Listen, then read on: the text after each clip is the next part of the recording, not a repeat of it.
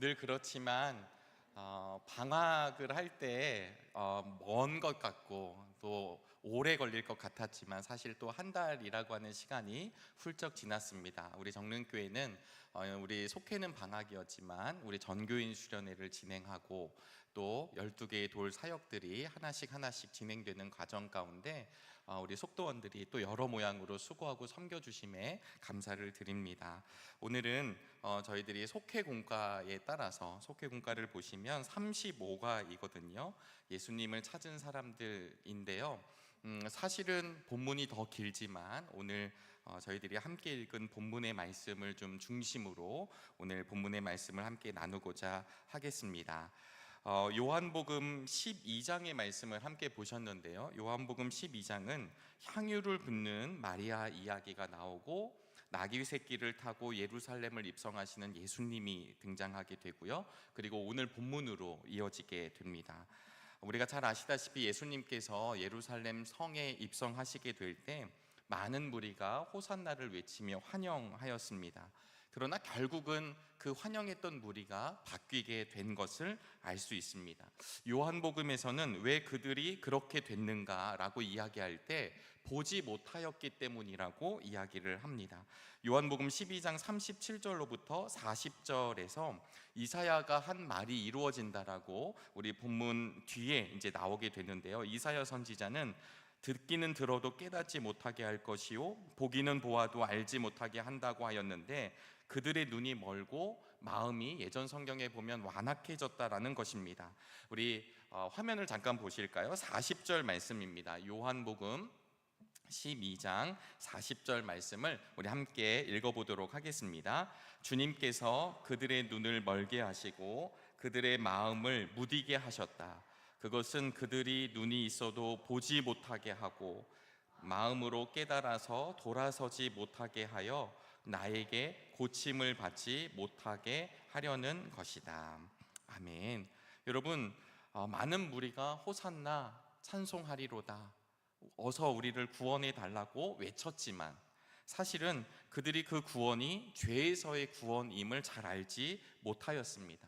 우리의 형편이나 상황이 바뀌어지는 것을 원했고 또 내가 조금 더 나아지길 원하는 구원을 이 이스라엘 백성들이 사실은 그리고 있었습니다. 그래서 오늘 본문에도 보시면 이스라엘 왕에게 복이 있기를 하고 외치고 있습니다. 다윗 왕과 같은 정치적인 왕, 그런 메시아가 이 땅에 오셔서 지금 우리를 억압하고 있는 로마로부터 지금 이렇게 가난하게 살고 있는 내 삶이 변화되기를, 바로 그 메시아를 통해 바뀌어지기를 기대하고 있었던 것입니다.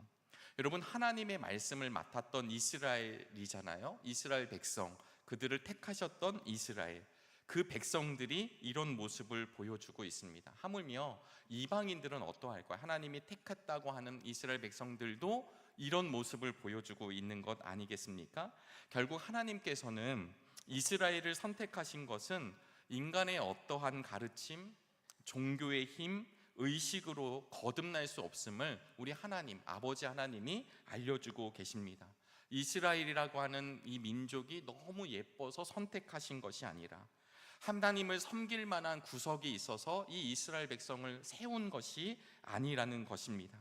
인간의 죄라고 하는 것은 결국 무엇일까요? 인간의 죄라고 하는 것은 바로 이런 모습이 우리에게 있다라는 사실입니다. 인간의 죄, 인간의 완고함, 목에 힘줄이 가득한 이스라엘 백성들을 보면서 결국 하나님의 자녀로 만드시는 것은 그들의 목줄의 힘에 있는 것이 아니라, 그들의 의지와 재능에 있는 것이 아니라 하나님의 전적인 일하심이 있다라는 것을 사실은 성경은 우리에게 말씀해 주고 있습니다. 우리가 잘 아시는 창세기 12장에서 하나님이 아브라함을 부르시는데요, 아브라함을 부르셔서 믿음의 조상을 삼으신 것도 아브라함의 행위로 인하여 의롭다함을 얻는 것이 아니라 부르시는 이로 말미암아 의롭다함을 얻었다라는 것을 보여주는 모델로 아브라함을 선택하셨다는 것을 기억할 수 있기를 바랍니다. 그러면서 오늘 본문은 자연스럽게 그리스 사람들에 대한 이야기로 전개되고 있습니다. 본문은 명절에 예배하러 올라온 사람들 가운데 그리스 사람이 몇 있었다고 이렇게 시작을 하고 있습니다. 여기서 말하고 있는 명절은 유월절입니다. 이 유월절을 이스라엘 백성들은 참 목숨같이 지켜냅니다. 그렇기 때문에 유월절 기간이 되면 산헤드린 공의회를 통해서 방이 붙여지게 되고, 이 유월절을 준비하고 의식적으로나 마음적으로 이 유월절을 지키기 위해서 모든 유대 백성들이 준비합니다. 그리고 아시다시피 이 유월절이 되면 수많은 사람들이 이 예루살렘 성전에 오기 위해서 애를 쓰게 되죠. 난리가 나는 겁니다.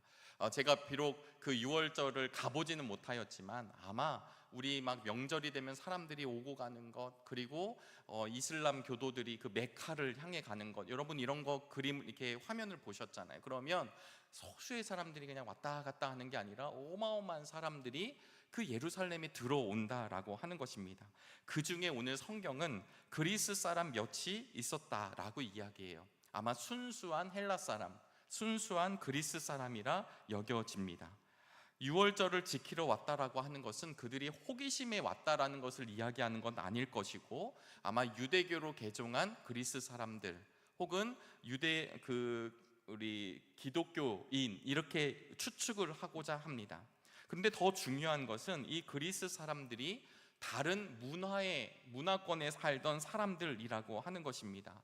사도 바울이 사도행전을 보시면 아테네에 갔었을 때 바울의 눈에 비친 그리스 사람들은 어떤 사람들이었냐면 날마다 토론하는 사람들이었습니다. 아레오바고에 모여서 토론을 하고 여러 신들에 대해서 이야기를 하고 지혜에 대해서 이야기를 했었던 사람들이 그리스 사람들이죠.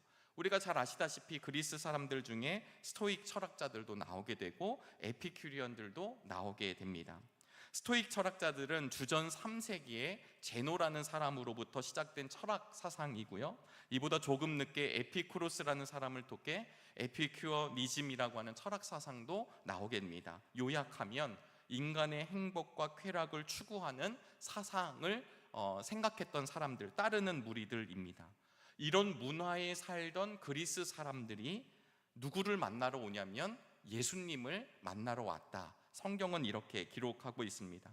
어쩌면 그리스 사람들은 늘 새로운 사상에 목말라 했던 사람들 아닐까 생각해 보게 되었습니다. 당연히 유대라고 하는 그 작은 나라이지만 그곳에 굉장히 지혜로운 랍비가 있다라고 하는 소문이 들려왔었을 것이라 저는 생각합니다.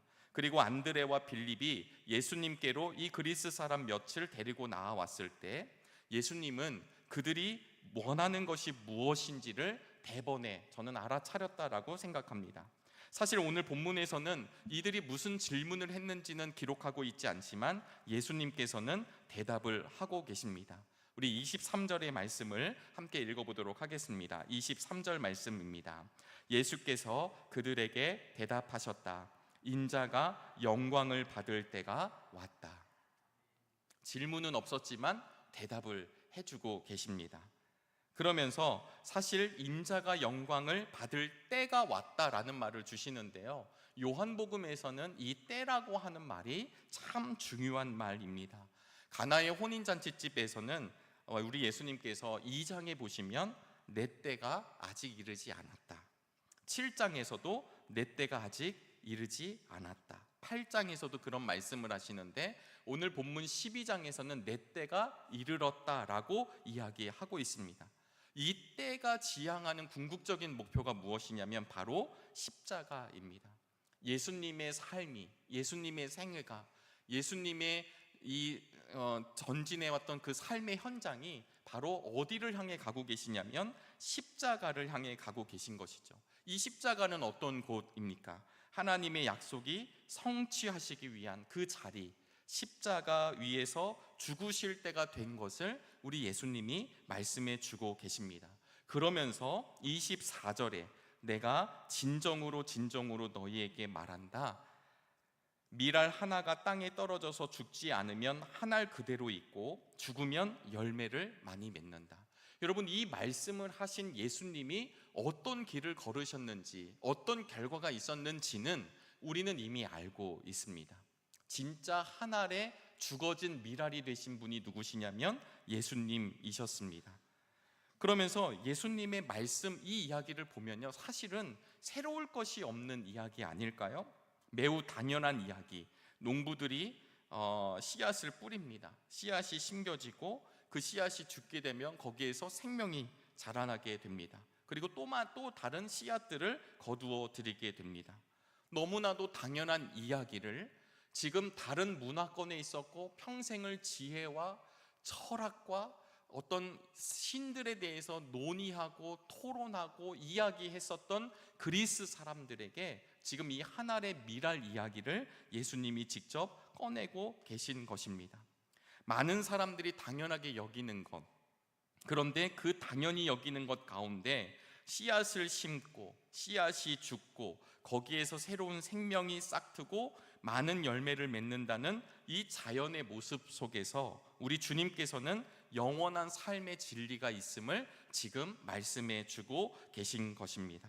결국 이 말씀을 예수님은 삶으로 보여주십니다. 삶으로 증명해 주십니다. 예수님은 자신이 한 알의 밀알이 되셔서 땅에 떨어져 죽게 되십니다. 그러나 그 결과로 인해 수많은 생명을 얻게 되고 누리게 됩니다. 그래서 바울은 예수님을 부활의 첫 열매라고 하였고, 고린도전서 15장에 보시면 예수님을 믿는 사람들 역시 예수님처럼 부활하여 영원한 생명을 얻는다고 말씀해 주셨습니다. 지금 이 말씀을 하시는 예수님 앞에서 그리스 사람들은 어떤 생각이 들게 되었을까? 저는 모르긴 몰라도 엄청난 충격을 받았을 것이고 엄청난 도전을 받았을 것이고 생명으로 연결되는 분을 보게 되었을 것입니다. 왜냐하면 저들이 지금까지 나눈 수많은 토론들, 사상들, 철학들, 사실 대단한 것들이 많이 있는 것처럼 보여지지만 그 모든 것은 그들은 사람이 만든 철학 안에서 삶을 나누었기 때문입니다. 오늘 예수님의 말씀은 근본적으로 다름을 우리에게 이야기하고 계십니다. 예수님은 이 진리를 다시 한번 이렇게 확인해 주시는데요, 25절 말씀입니다. 우리 함께 읽어보도록 하겠습니다. 자기의 목숨을 사랑하는 사람은 잃을 것이요, 이 세상에서 자기의 목숨을 미워하는 사람은 영생에 이르도록 그 목숨을 보존할 것이다. 아멘. 여러분, 자기의 목숨을 사랑하는 사람은 땅에 떨어져 죽지 않고 한 알 그대로 있는 밀알 아닐까요? 지금 말씀이 연결돼서 가는 것이라 여겨집니다. 자기 목숨을 미워하는 사람은 결국은 누구냐면 땅에 떨어져 죽는 밀알이 되는 것입니다. 아까도 말씀드렸다시피 12장의 처음 부분은 베다니에서 마리아가 매우 값진 순나드 향유 한 근을 예수님에게 붓는 장면이 등장합니다. 자신이 갖고 있는 가장 귀한 것, 향유 옥합을 깬 일이 이 12장의 처음에서 보여주십니다. 내가 평생 모았던 그 너무나도 귀한 향유 옥합을 마리아는 깼습니다. 그리고 그는 자신이 절대적으로 갖고 있었던 것을 그분께 내어드림으로 말미암아 영원한 하나님의 사랑을 경험하게 됩니다. 요한복음은 진짜 미랄이 어떤 사람인지를 이 12장이 시작하면서 계속해서 보여주는 것이라 여겨지게 되는데요, 결국 예수님을 찾은 사람들은 이 결단 앞에 설 수밖에 없습니다. 우리가 한 알의 미랄이 될 것인가, 아니면 기꺼이 땅에 떨어져 죽는 미랄이 될 것인가 하는 요청 앞에 우리 정릉의 교우들도 서 계심을 깨닫게 되시기를 바랍니다. 자기 목숨을 사랑하는 사람이 될 것인가, 자기의 목숨을 미워하는 사람이 될 것인가? 예수님을 찾은 사람들 앞에 이 물음이 던져지고 있습니다. 예수님은 이미 십자가의 길을 걸으시면서 요한복음 10장 18절에 이렇게 본인을 말씀하시는데요, 함께 읽어보도록 하겠습니다. 아무도 내게서 내 목숨을 빼앗아 가지 못한다. 나는 스스로 원해서 내 목숨을 버린다. 나는 목숨을 버릴 권세도 있고 다시 얻을 권세도 있다. 이것은 내가 아버지께로부터 받은 명령이다. 아멘. 이 십자가의 영광의 의미를 사실은 예수님은 이미 준비하고 말씀해 주고 계십니다. 예수님의 이 열매들은 결국은 누가 될까요? 예수님의 열매들은 바로 오늘 예배하고 있는 우리들임을 기억할 수 있기를 바랍니다. 마태복음 20장 28절 말씀에 인자가 온 것은 섬김을 받으려 함이 아니라 도리어 섬기려 하고 자기 목숨을 많은 사람의 대속물로 주려 함이니라고 하셨습니다. 주님의 죽으심으로 자기의 백성들을 살리시고 자기의 백성들을 이끌어 오신다라는 것이 주님의 길이었습니다. 여러분, 누가 스스로 자기를 미워하고 예수님을 사랑하는 자리로 갈 수 있을까요? 사실은 아무도 없습니다. 그렇게 주님을 사랑한다던 제자들도 예수님이 십자가에 달리시게 되자 어떠했냐면 모두 도망가고 말았습니다.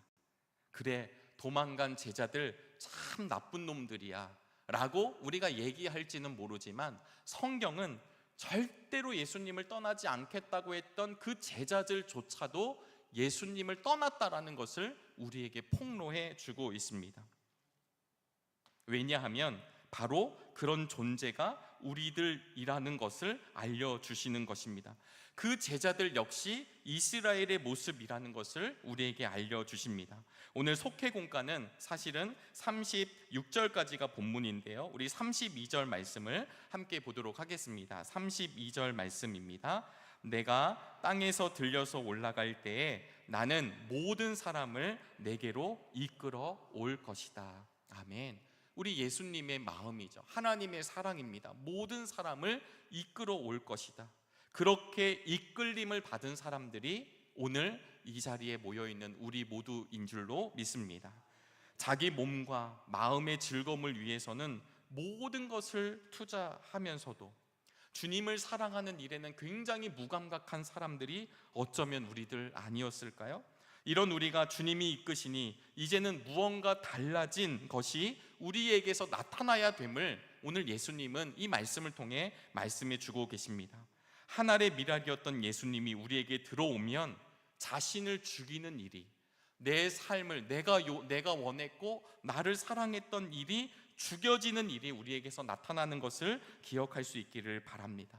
사람들은 모두 자기 자신을 사랑합니다. 성경에 보면 말세가 되면 자기 자신을 사랑하는 일이 더 극도로 일어난다고도 이야기합니다. 남을 위해 헌신하고 남을 위해 희생한다 할지라도 사람은요, 그런 자기의 고귀함을, 자기의 가치가 좋은 사람이라는 것을 또 인정하며 자기를 드러냅니다. 나는 왜 이 모양일까? 무언가 잘하는 것도 없이 어수룩하고 부족하고 연약하고 나는 아무것도 할 수 없는 존재야 라고 자신의 신세를 한탄하는 이들도 있습니다. 그런데 사실 이렇게 한탄하는 사람들도 어쩌면 자기를 사랑하는 사람입니다.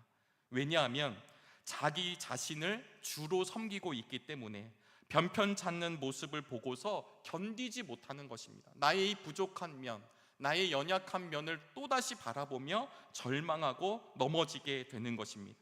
그러므로 누구도 자기를 미워하는 일을 아무나 할 수 있는 것이 아닙니다.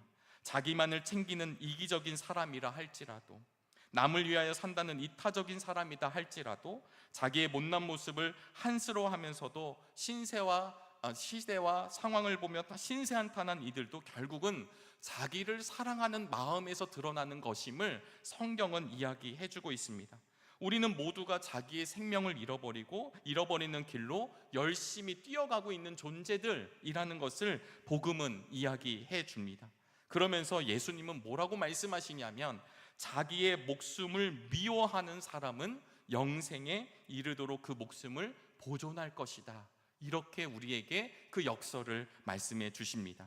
그러면서 26절 말씀으로 오늘 본문이 연결됩니다. 우리 함께 읽어보시도록 하겠습니다.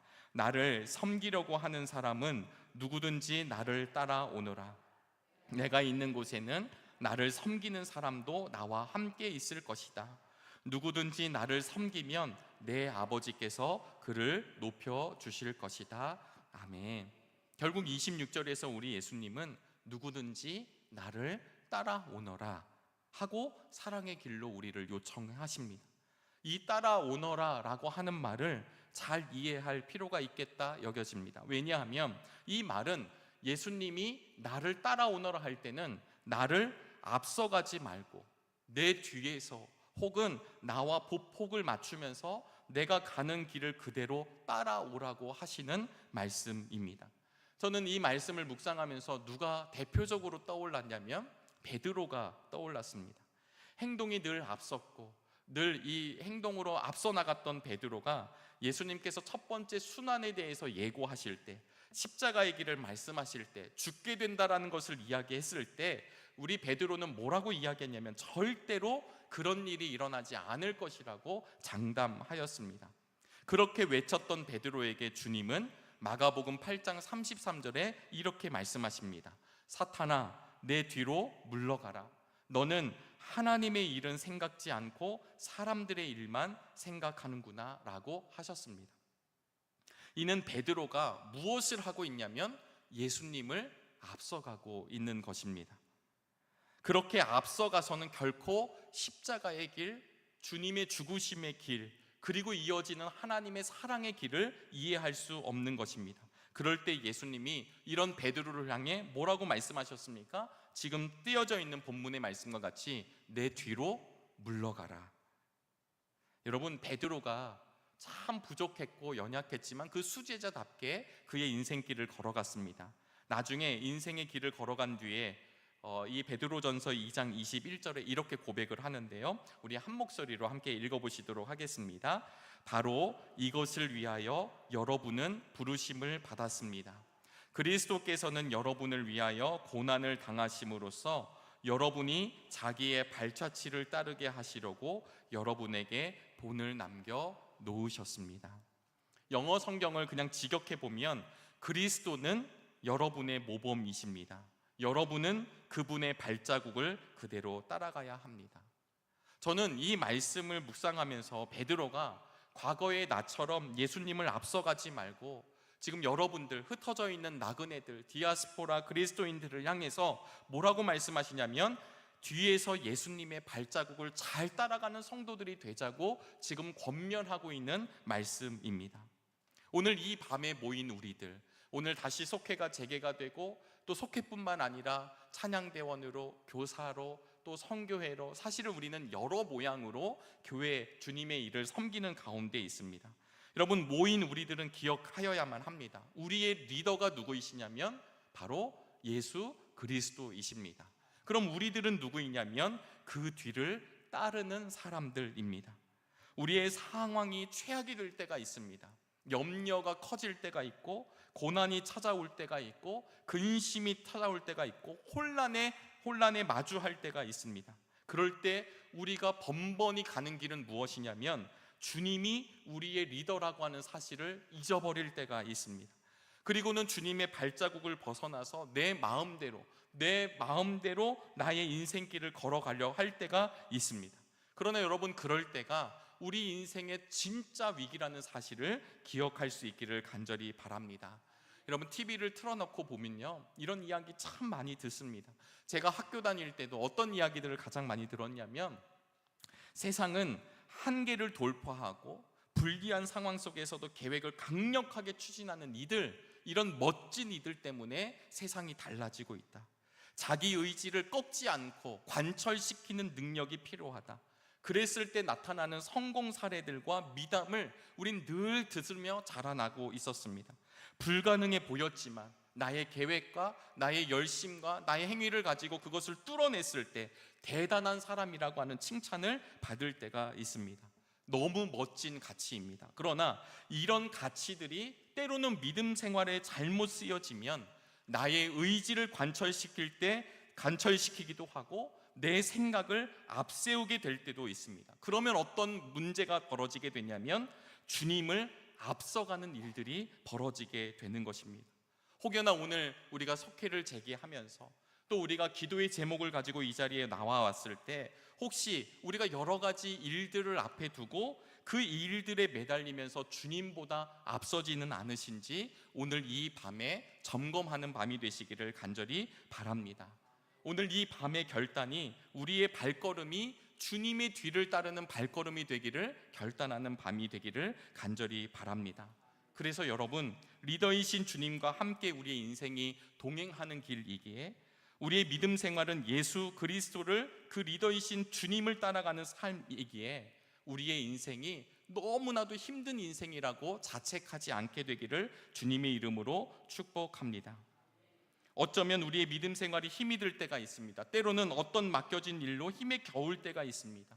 때로는 여러 가지 내 고민 때문에 그 일들보다 다른 일에 집착할 때가 있습니다. 그러할 때 우리의 자신을 돌아볼 수 있는 믿음의 눈이 다시금 이 밤에 열려지게 되기를 바랍니다.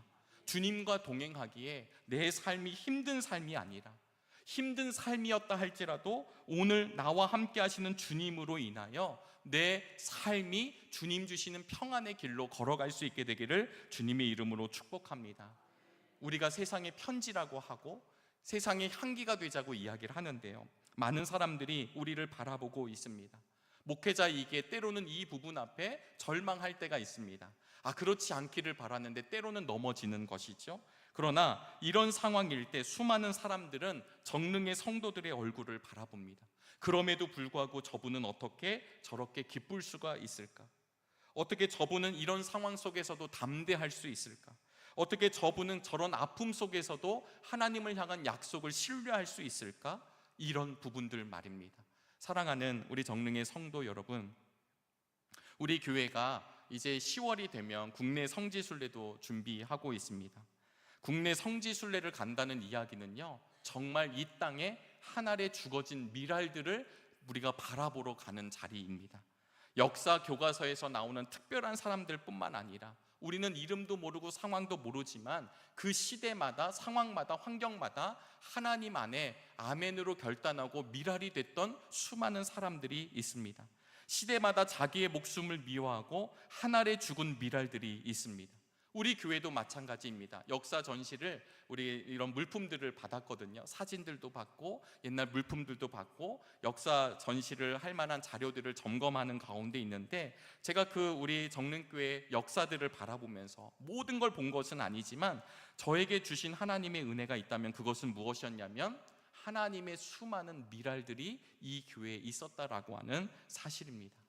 가정마다 하나님의 미랄들이 있었기 때문에 그 가정이 세워졌다라는 것을 기억할 수 있게 되기를 바랍니다. 여러분, 천하보다 귀한 한 영혼 모시기가 올 한 해의 실천 목표입니다. 아무리 바쁜 사역이 있고 힘든 여정이 있다 할지라도 우리 속회의 모습을 통해, 믿음의 성도님들의 모습을 통해 아직 예수님을 알지 못하는 영혼들이, 천하보다 귀한 그 영혼들이 하나님의 나라를 발견할 수 있기를 바랍니다.